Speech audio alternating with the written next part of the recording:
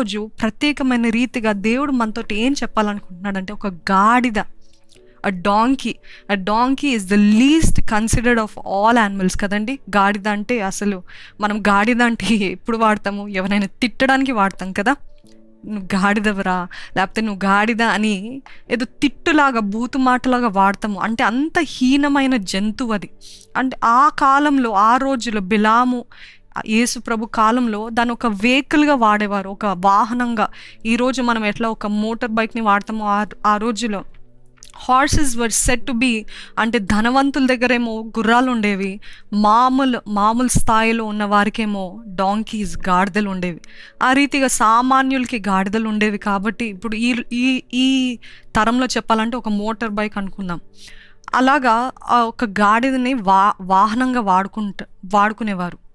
ఆ రీతిగా దేవుడు ఒక గాడిదని కూడా వాడుకొని ఒక ప్రవక్త, సో కాల్డ్ ప్రాఫిట్ అంటే ఎవరు? దేవుని స్వరం వినే మనిషి, దేవుని వార్తని ఇతరులకి చెప్పే వ్యక్తి, ప్రవచించే వ్యక్తి, ముందు ఏం జరగబోతుందో ముందుగానే చెప్పే వ్యక్తి అనే ఈ వ్యక్తికి, ఒక దేవుని బిడ్డకి, దేవుని సేవకునికి ఒక గాడిదే బోధించాల్సిన అవసరం వచ్చింది. ఆశ్చర్యం కదా. బిలాము ఎంత గొప్ప ప్రవక్త అంటే, ఆయన గురించి ఏం రాసిందంటే, ఆయన ఏం పలుకుతాడో అది జరుగుతుందంట, ఏదైతే శపిస్తాడో అది శపించబడుతుందంట, ఆయన ఏదైతే ఆశీర్వదిస్తాడో అది ఆశీర్వదించబడుతుంది అని బాలాకు, కింగ్, ఆ రాజు అనే ఆ బాలాకు చెప్తాడు బిలాము గురించి. అయితే మనం చూసినట్లయితే సంఖ్యాకాండము 22వ అధ్యాయము 19వ వచనంలో మీరందరూ చూసినట్లయితే, మీరు దయచేసి ఈ రాత్రి ఇక్కడ ఉండండి, యెహోవా నాతో నేమి చెప్పునో నేను తెలుసుకుందనై అని బాలాకు సేవకులకు ఉత్తరం ఇచ్చింది. అసలు I will tell you the brief introduction of what is happening here. బాలాకు అనే రాజు ఒక మోయాబు అనే ప్రాంతానికి, ఆ దేశానికి రాజు. ఆయన భయం ఏంటిదంటే, ఇశ్రాయేలీలు వర్ధిల్లిపోతున్నారు, ఇశ్రాయేలీలు ఆశీర్వదించబడుతున్నారు, వారు ఎక్కడికి వెళ్తే అక్కడ వాళ్ళ శత్రువుల్ని వారి దేవుడు లయపరుస్తాడు అని అప్పటికే న్యూస్ అంతా ప్రచారం అయిందనమాట.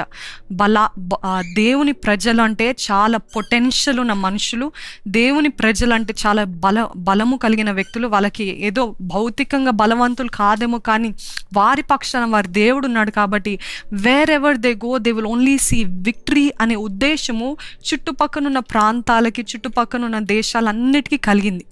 అట్లాంటి టైంలో ఈ బిలాము అనే ప్రవక్తకి బాలాకు ఏమంటాడంటే, ఆ ప్రవక్తని పిలిపించి ఈ ఇశ్రాయేలీల్ని శపించమని ఆయనని హైర్ చేసుకుందాం. ఒకవేళ మనం ఒక జాబ్ ఎవరికైనా ఇస్తే వారికి ఎలాగైతే జీతము అన్ని అలవెన్సెస్ ఇస్తామో, ఈ బాలాకు అంటాడు ఏంటిదంటే, నువ్వు కానీ నేను చెప్పిన రీతిగా నా దగ్గరికి వచ్చి ఆ ప్రజల్ని, ఇశ్రాయేలుని శపించినట్లయితే నీకు బంగారము, వెండి, నేను ఒక గొప్ప స్థాయిలో ఉంచుతాను, నీకు గొప్ప ఆశీర్వాదాన్ని ఇస్తాను, I can make your name great, I will honour you అని చెప్తాడనమాట.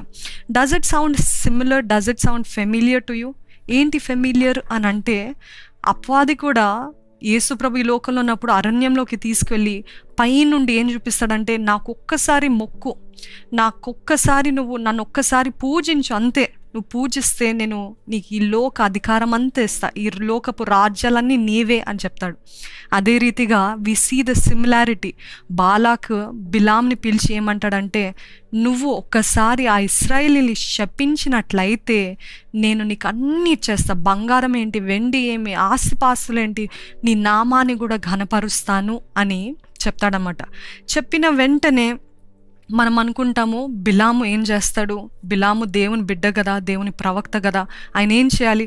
ఇశ్రాయేలు దేవుని బిడ్డలు, ఇశ్రాయేలు దేవుని ఏర్పరచుకున్న బిడ్డలు కాబట్టి వారిని ఎవ్వరు శపించలేరని చెప్పాలి కదా. ఆయన ఏం చేస్తాడు చూడండి.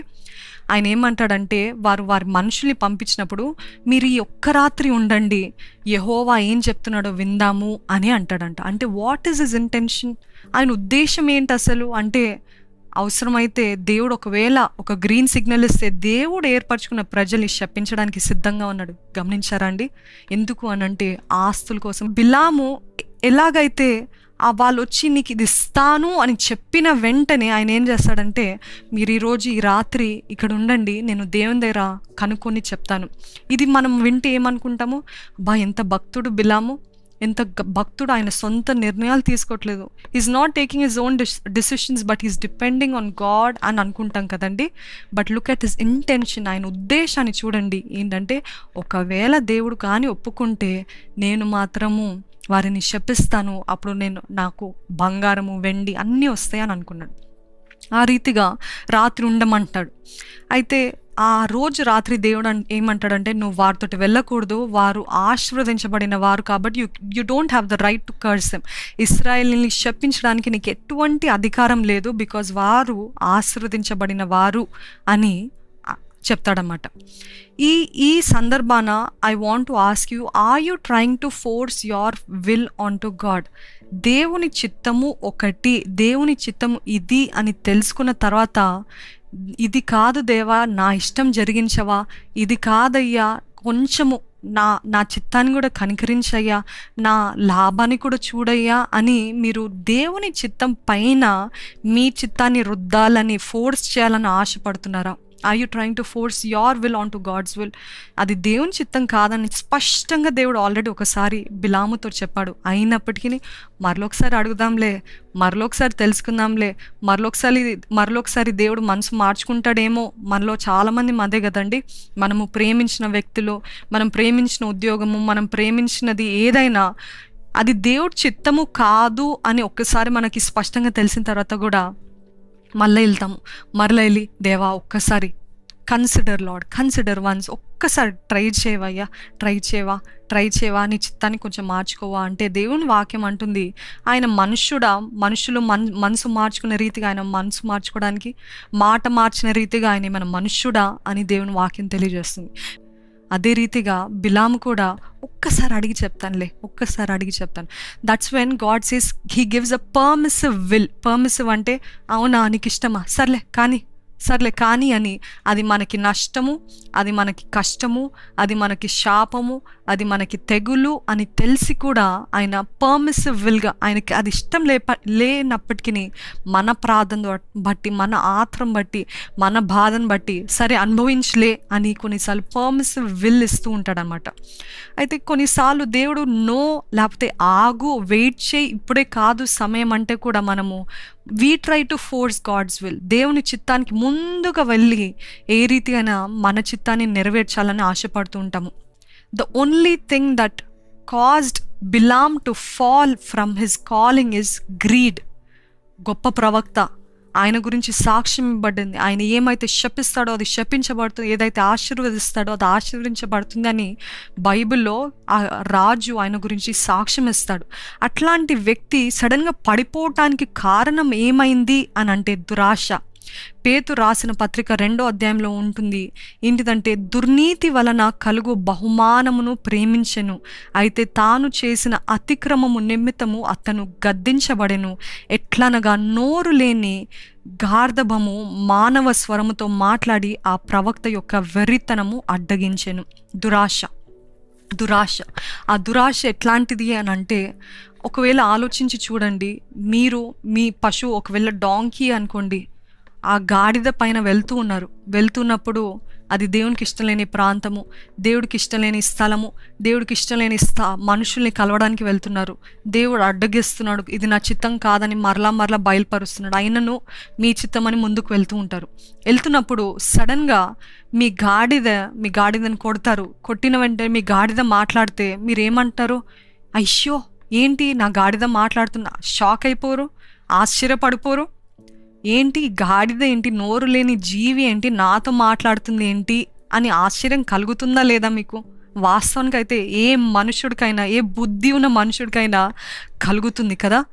మై డాంకీ స్పీకింగ్, ఆశ్చర్యం అని ఉంటుంది. కానీ బిలాము ఆతురం చూడండి, బిలాము దురాశ చూడండి. ఆయన దురాశను బట్టి చుట్టూన్న పరిస్థితులు, చుట్టూన్నది సృష్టి, ఆయన సొంత జంతువే మాట్లాడుతుందని కూడా గ్రహించలేకపోయాడంట.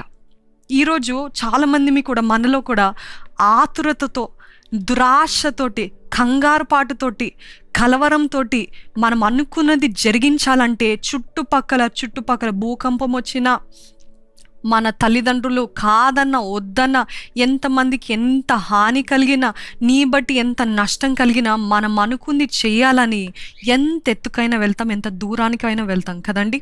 అటువంటి వారు మనలో ఎవరైనా ఉన్నారా? దేవుడు మీతోటే మాట్లాడుతుంది. మన దురాశ, మన చిత్తము, our greed is making everybody else, everything else ఒక నష్టంగా చేస్తుందేమో. కాపాడబడింది. అదే రీతిగా మీ ఒక్కరి విధేయతను బట్టి తరతరాలు, కుటుంబము, మీ జీవితము ఆశీర్వదకరంగా మారుతుంది. ఇందాక చెప్పాను కదండి, మన ఒక్కరి పాపం ద్వారా ఇల్లంతా కూడా శాపంగా మారుతుంది. ఇల్లంతా కూడా తెగులు, ఇల్లంతా నష్టము, ఇల్లంతా కలహము, గొడవలతో ఉంటుంది. అదే మన ఒక్కరి విధేయతను బట్టి ఇల్లు, కుటుంబము, మన తరాలు, మన అన్నీ కూడా ఆశీర్వించబడతాయి అంట. Which one do you want to be? మనం చూసినట్లయితే క్రీస్తే మనకు పెద్ద ఉదాహరణ, the biggest example. His obedience brought salvation to the earth. ఆయన ఒక్కరి విధేయతను బట్టి లోకానికి రక్షణ కలిగింది, లోకానికి నిరీక్షణ, ఈ లోకానికి నెమ్మది, ఈ లోకానికి దిస్ అ హోప్. ఎందుకు అనంటే ఆయన చెప్పాడు, దేవా నాకు ఇది కష్టం ఉందయ్యా, తండ్రి నాకు ఇది కష్టం ఉంది, ఈ గిన్నె నేను తాగాలంటే నాకు కష్టం ఉందయ్యా, ఈ గిన్నె నా నుండి తీసివేయ్యా అని అడిగాడు తండ్రితో ఆ రోజు గెత్సెమనే తోటలో. ఆఖరిగా ఏమంటాడంటే, అయినను నా ఇష్టం కాదయ్యా, అయినను నా చిత్తం కాదయ్యా, నీ చిత్తమే సిద్ధించును గాక అని చెప్పాడు యేసయ్య తండ్రితో. ఈరోజు ఆయన కానీ నీ చిత్తం కాదయ్యా, నాకు కష్టం ఉంది, నేను చేయలేను అని ఒక మాట చెప్పుంటే ఎంతమంది రక్షించబడి ఉండేవారా? ఇంతమంది పరలోకపు వారసులు ఉండేవారా? ఇంతమందికి నెమ్మది ఉండేదా, విడుదల ఉండేదా, నిరీక్షణ ఉండేదా? One man's obedience brought salvation to the earth. క్రీస్తు యొక్క ఒక్క విధేయతను బట్టి లోకానికి రక్షణ కలిగింది. ఆయన చెప్పాడు, ఇట్స్ టూ హార్డ్, కష్టంగా ఉందయ్యా, తట్టుకోలేనయ్యా, చెమట రక్తంలాగా కారుతుంది, అంత ఒత్తిడి అని. ఆ రోజు అంటే ఎంత ఒత్తిడి గుండా యేసు ప్రభు వెళ్తున్నప్పుడు ఆయన అన్నాడు, it's too much lord, it's too much as a man to bear the whole world sin, it's too much, కానీ నా చిత్తం కాదయ్యా, నీ చిత్తమే జరిగించయ్యా అని చెప్పాడు. ఈరోజు can you say the same thing? నా ఇష్టం కాదు, బిలాములాగా నా తప్పు త్రోవలు, నా ఆశలు, నా బంగారము, నా వెంటి, నా పేరు ప్రఖ్యాతలు, ఇతరులను చూసి వారి తప్పులు బట్టి నేను మెప్పులు పొందడం కాదయ్యా, నేను కాదయ్యా. I want you to go with me, I want your will to happen in my life అని చెప్పగలుగుతారా?